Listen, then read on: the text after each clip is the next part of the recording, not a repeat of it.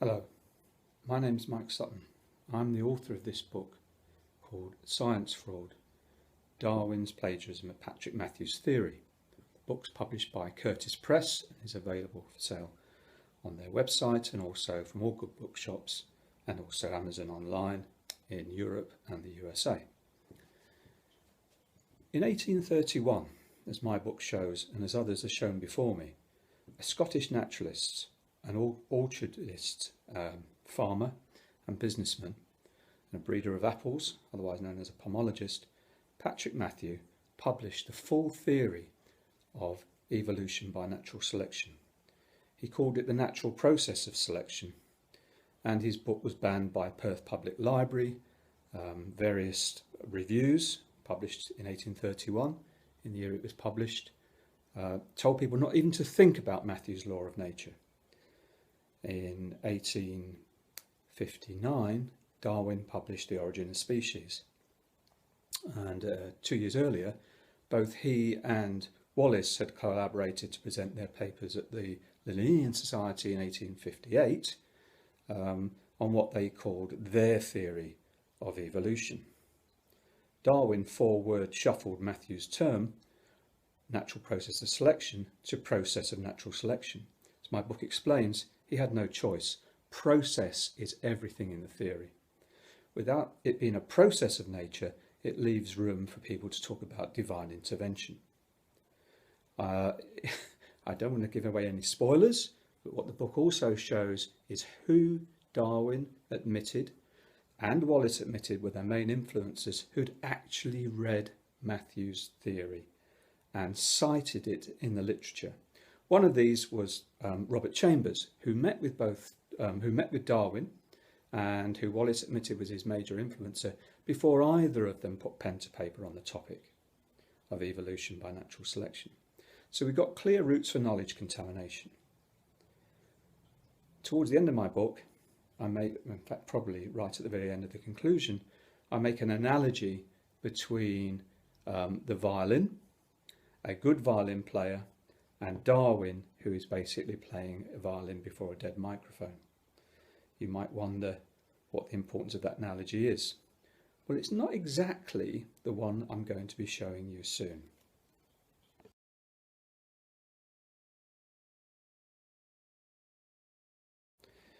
Now, if Darwin and Wallace really independently of each other and of Matthew conceived the prior published theory of evolution by natural selection, whilst those who surrounded them and who they said influenced them had minds that were fertile with Matthew's idea, because as it's newly been found, they cited it in the literature, then I think there's a very clear analogy between this cognitive miracle conception, while surrounded by men whose brains were fertile with Matthew's theory, and the biblical myth of the Virgin Mary, who, while surrounded by men whose testicles were fertile, still conceived a child who was in all other regards human from a supernatural deity.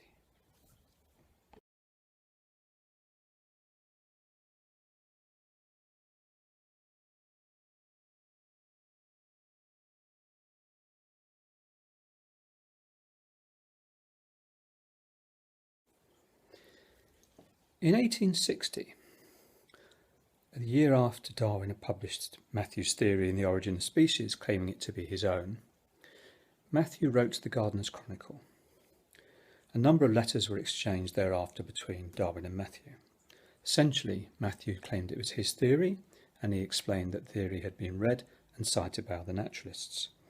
Amongst these naturalists, he included John Loudon, who was a correspondent of Darwin and a major influencer and publisher of Blythe's work on natural selection, and Blythe was Darwin's admitted greatest influencer on the question of species and varieties in animals and the question of their evolution. Darwin thereafter, in The Origin of Species and in letters to other naturalists, lied by saying no one whatsoever had read Matthew's prior published theory. In 2014 I began my research using big data analysis on Google's library of millions of scanned books, simply looking to see who might have cited Matthew's book in the literature between the year 1831 when he wrote it and Darwin's and Wallace's papers being read before the Linnean Society in 1858. There were over 30. This is new data. I'm now going to read you from that list in my book who they were. All the references and the details and the discussion around these people are in the book. But here's the list. Matthew's 1831 Edinburgh publisher, Adam Black. Matthew's London publisher, Longman, Rees, Orme, Brown and Green. The Farmer's Journal, an unknown reviewer. The Perthshire Courier, currently an unknown reviewer. The Elgin Courier, an unknown reviewer. The Country Times, an unknown reviewer. The United Service Journal, Naval and Military Magazine, an unknown reviewer, but they did say that they disdain any rumination on Matthew's Law of Nature. The Edinburgh Literary Journal, unknown reviewer. The Metropolitan, an unknown reviewer. John Claudius Loudon, who cited Matthew in his book in 1832 and many times thereafter. And after that, he was a regular correspondent of Darwin and Darwin's friends. Robert Chambers, the man who published the book that put evolution in the air, The Vestiges of Creation. Who was Wallace's admitted greatest influencer and a great influence on Darwin. Darwin met Chambers before he published The Origin of Species. The Quarterly Review, an unknown reviewer. John Murray II and John Murray III, Darwin's publishers of The Origin of Species. Oh yes. Edmund Murphy, Thomas Horton James, Gavin Cree, John William Carlton, Cuthbert William Johnson, Prideaux John Selby, Augustus Francis Bullock Cruz. Oh, which was also in the Encyclopaedia Britannica, by the way. Something that was discovered there, not by me, but by Dr Mike Wheel. The Penny Magazine for the Society of the Diffusion of Useful Knowledge.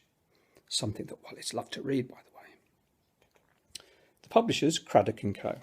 The New Zealand Journal, Henry Stevens, John Norton, Levi Woodbury, William Lauder Lindsay, someone who Darwin would later write to ask for advice on cousins marrying. That's another topic. William Jameson and Wyatt Patworth. That gives us a list of 30. Darwin wrote, no one whatsoever had read Matthew's book, so his knowledge couldn't have been contaminated by it. We now know that several naturalists, in a list of 30, cited Matthew's book. Okay. William Jameson cited Matthew's book, mentioned Matthew's theory, and mentioned the fact that Matthew explained how trees could grow better if man, in some circumstances, if man transplanted them in places that weren't their natural environment. That's heresy, okay? Because under the doctrine of the Christian Bible, a divine being, who they call God, placed everything where it was most circumstance suited to best serve the purposes of mankind. Okay, so Matthew had written heresy, and it was cited by William Jameson, who was actually the nephew of the man who first wrote about evolution in a naturalistic sense, and who was Darwin's tutor when he was at Edinburgh. Okay. William Jameson was also a regular correspondent of the father of Darwin's best friend, Joseph Hooker. The father's name was William Hooker. Hooker, William, was instrumental in preventing Jameson from being promoted in his role in the East India Company. Why? We don't really know. You can make your own mind up about that. So here we have big data analysis showing us that the story we've all been told, that Matthew got there first but influenced nobody because nobody read him, is completely false. All the facts and all the references are in this book. The Darwin industry, and some right nasty trolls at the moment, particularly those running the Patrick Matthew page on Wikipedia and the Darwin page on Wikipedia, and those writing on the page that Wikipedia has about me, are publishing a load of complete nonsense with regards to this research. Facts are facts. Empirical facts are what underlines science and history. If it happened, it's history. If it didn't happen, and it didn't happen that no one read Matthew's book, then it's not history and it's not a fact. It's not scientific and it shouldn't be written in the history of science. Ask yourself, what's going on? Who are these believers that Darwin and Wallace had an immaculate conception of a prior published theory? Let me play you out with another song by those who do believe in supernatural miracles of virgin conceptions while surrounded by people whose testicles are fertile.